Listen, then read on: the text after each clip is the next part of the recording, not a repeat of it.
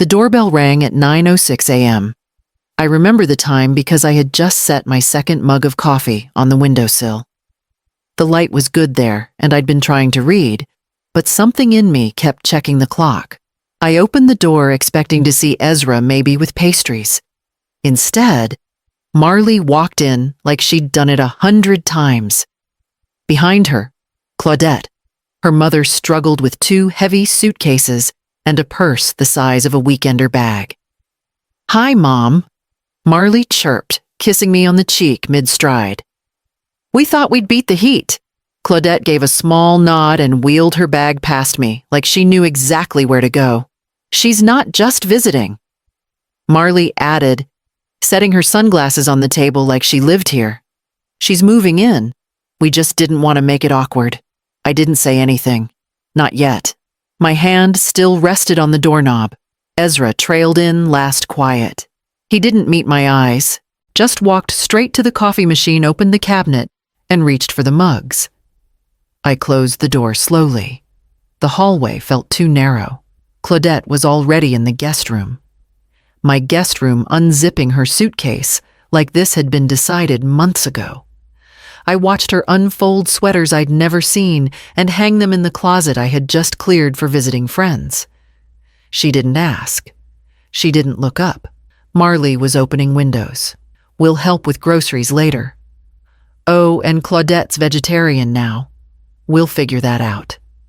I nodded, still silent. Ezra placed a mug in front of me like it was a peace offering. My own mug still steamed on the sill. Claudette's suitcase thumped against the floor as she moved into the corner where I kept the spare quilts. Marley called from the kitchen.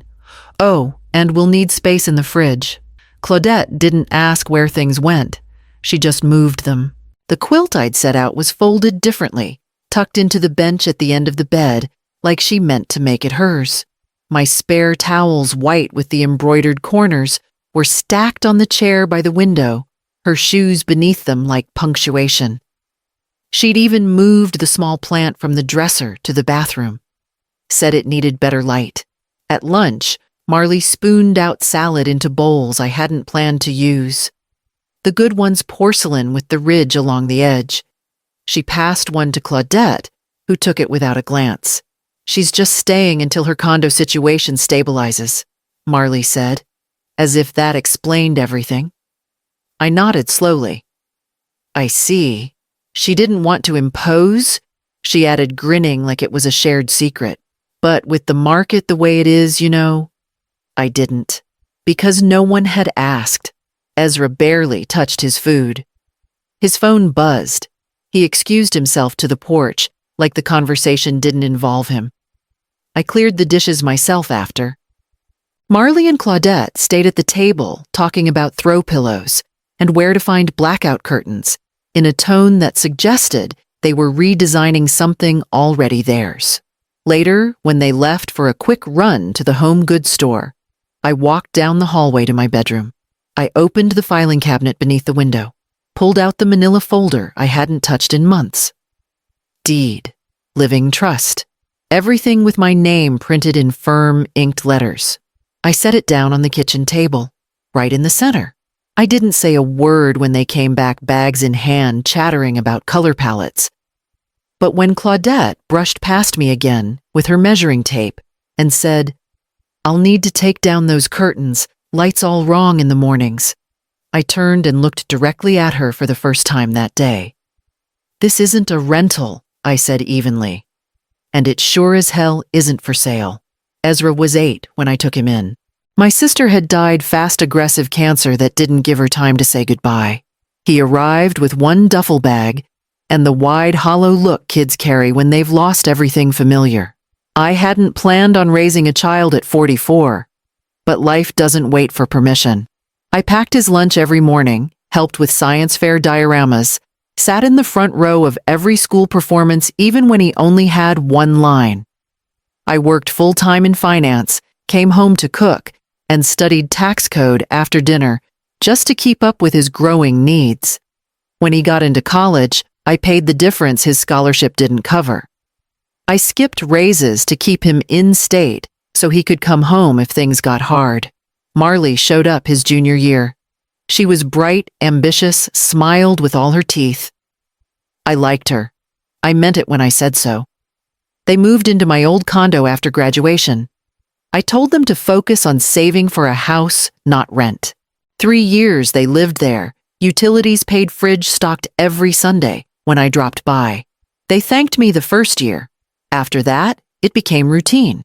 When they found a house they loved, they were short on the down payment. I sold the condo and handed Ezra a check. No strings, I said. He hugged me hard. Marley cried. Then I bought this place smaller, quieter. My dream. And now they walk through my hallways like owners. They speak about rearranging furniture and managing bills as if I'm the one who needs to adjust. Marley rolls her eyes when I hesitate. Claudette critiques the storage space. Ezra just avoids conflict like that's neutrality. But I remember the years they don't. The nights with fevered foreheads, the lectures I rehearsed in the car before parent-teacher conferences, the savings I erased so they could start with something. What they forgot I gave doesn't disappear. And what I've kept, what they never asked about, I'm about to use. The label maker sat on the counter like it belonged to me. It didn't. I'd never owned one, but now there were laminated tags on the shelves inside my fridge. Claudette's shelf one read above a row of yogurt cups and plant-based butter I hadn't bought. My own leftovers had been shuffled down and pushed behind a jug of oat milk. I didn't touch a thing. Next came the mugs. I kept my favorite near the window. White ceramic, faded navy rim chipped at the handle. I reached for it in the morning, but it was gone. Found it later in the back of the cupboard behind a neat row of matching ones I'd never seen before. Then, the Wi-Fi. Ezra asked if I could reset the router. Said they'd created a guest password so Claudette could stream her shows on her tablet. He handed me a Post-it with the new code Home Sweet Home 78. I read it twice. "It's not permanent, Mom," he added. "We just thought it'd be easier for her for now." I nodded, slow. No raised voice. No protest. Later that evening, I sat in the dark with my book, though I wasn't reading. I could hear them talking through the guest room wall, Marley and Claudette. Quiet, but not careful. "She won't fight it," Marley whispered. "She never does." There was laughter. Then a pause. "I mean, she's lucky. Most people don't even get to retire." I closed the book spine down on the side table.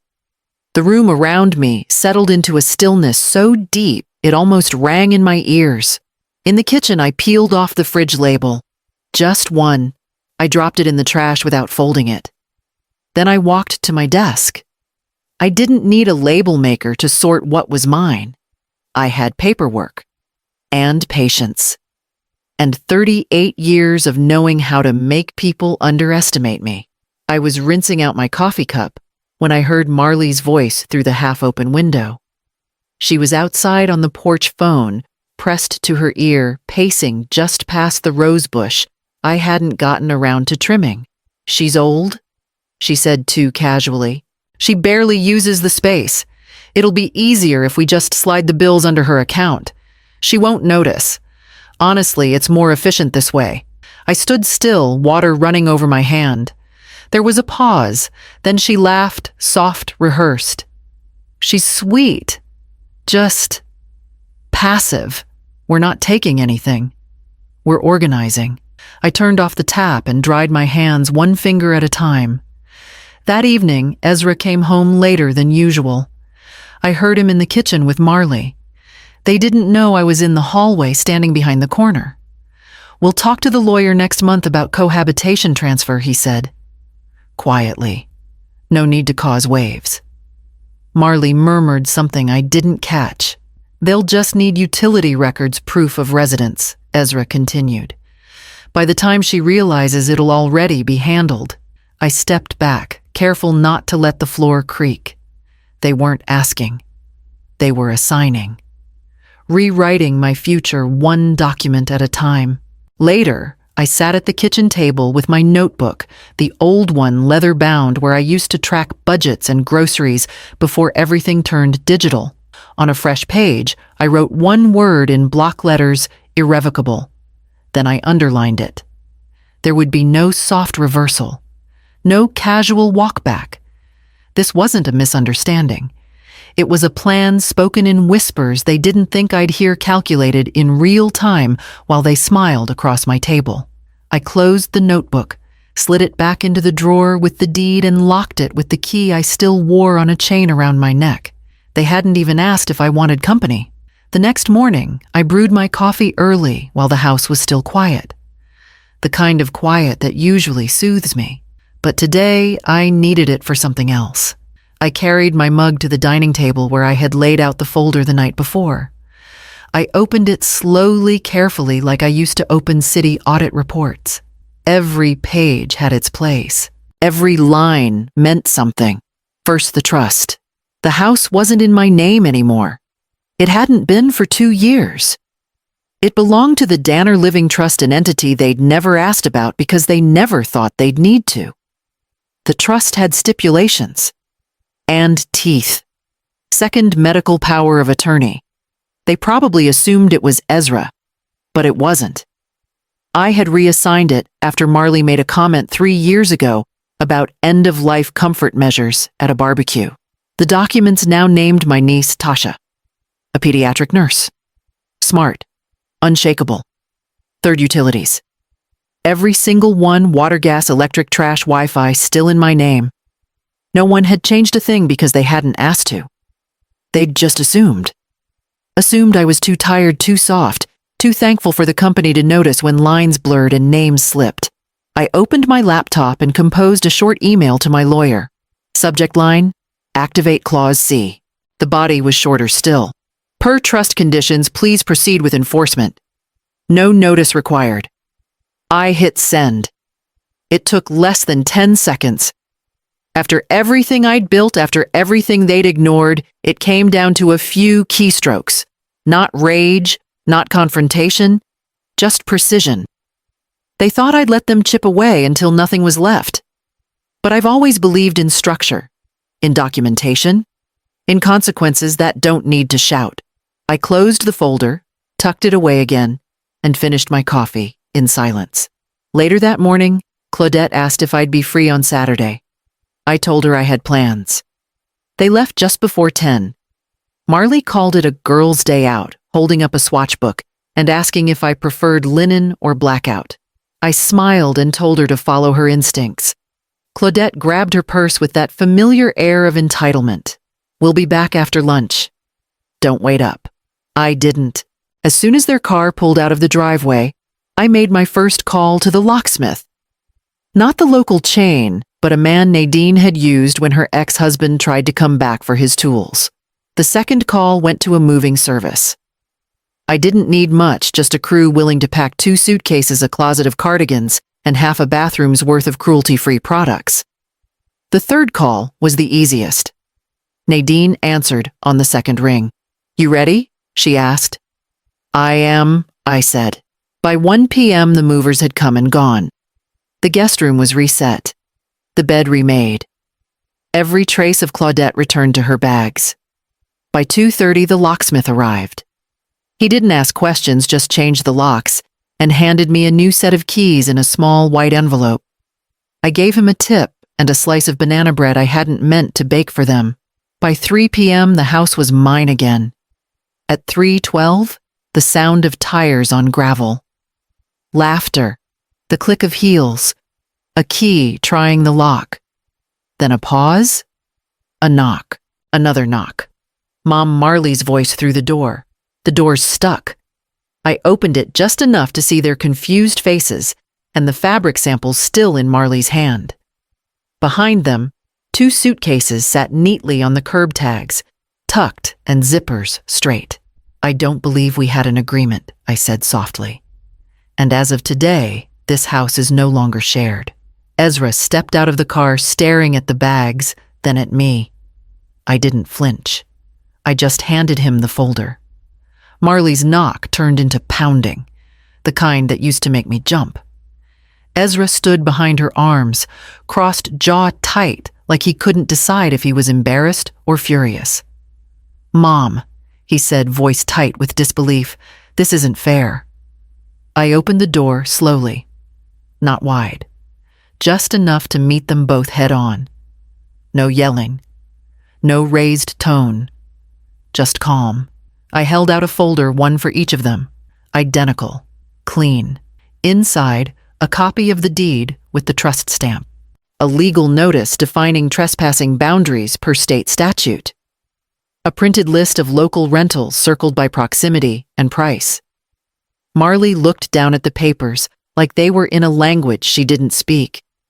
"You're seriously doing this," she snapped. "I already did it," I said. "Last week." She blinked. Ezra opened the folder, slowly scanning the front page like he expected it to disappear. "Fair," I said, was what I gave for years. The condo, the down payment, the groceries, the holidays, the space, the silence. I looked at Marley then. "This isn't punishment," I said. "It's just clarity." She scoffed. "And where do you expect us to go?" "There's a list," I said, nodding toward the folder. "Plenty of options." "I mean long term." "Not here." Ezra stepped forward, quieter than before. "I thought this was our family home." "No," I said. "You lived in it. You didn't build it. You didn't ask for it. And you never once asked if I still needed it." He looked away. Marley crossed her arms. "Well, my name's not on the mailbox either." "No," I said. "It never was." She stepped back, muttering something about manipulation and boundaries, but I had already closed the door. I stood for a moment in the stillness. Then I walked to the porch, picked up the spare key from under the plant pot, and dropped it in the kitchen drawer. From the window, I watched them walk to the car. Ezra didn't look back. The first sign came through Nadine. "She's posting online," she told me over the phone. "Screenshots are going around the garden club thread." Claudette's words were dramatic, predictably so. "Thrown out by family at my age. After all I sacrificed." A photo of her suitcase, sitting on my curb, cropped to look pitiful. No mention of the weeks she lived here uninvited. No mention of my name at all. Marley followed suit, though subtler. She started dropping hints to Ezra's co-workers, little phrases like, "Things got complicated at his mom's place, and we're between homes right now." One of them, Lena, called me. "I didn't believe her." She said, "I've met you. You're not the problem."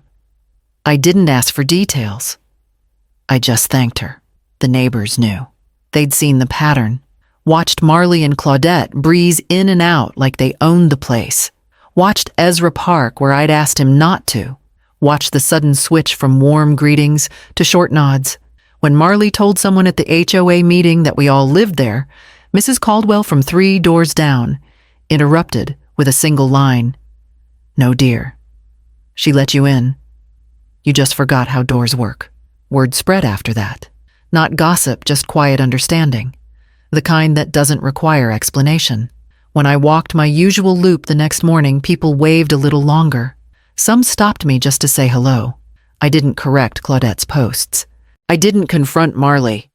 I didn't ask Ezra where he was staying now, because the truth doesn't need a spotlight. It just waits. A week later, I saw Ezra outside the grocery store. He nodded. No anger, just distance. He looked like someone who'd finally seen the full picture and realized he'd been in the frame the whole time, not the one holding it. He didn't say anything about Marley. I didn't ask. I just picked up my coffee beans and headed home, where the mailbox still had only one name. Tomorrow, I'd unlock the front door without flinching. The house is quiet in the way I used to dream about, steady, unbothered. I wake at 6, not because anyone makes noise in the hallway, but because my body is rested. I brew my coffee at 7. Dark roast. No cream, the way I like it. The sun hits the floorboards through the east windows, warming the hardwood. I sit by the window with my book, though sometimes I don't read. I just watch the light shift. No one rearranges my cushions. No one asks what's for dinner. No one labels the fridge. I open the crossword in the paper and start from the corners like always.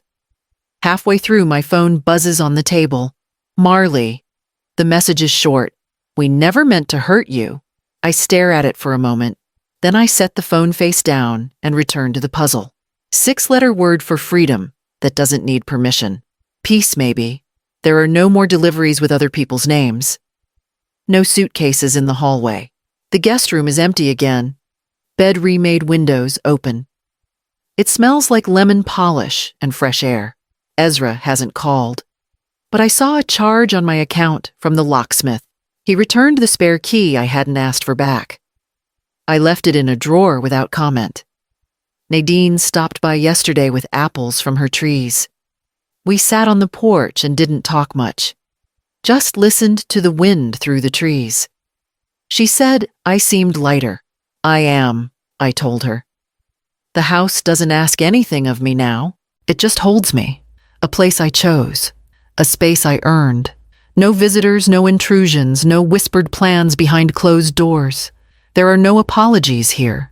None needed. Only coffee. Quiet. And a woman who now sleeps with both eyes closed.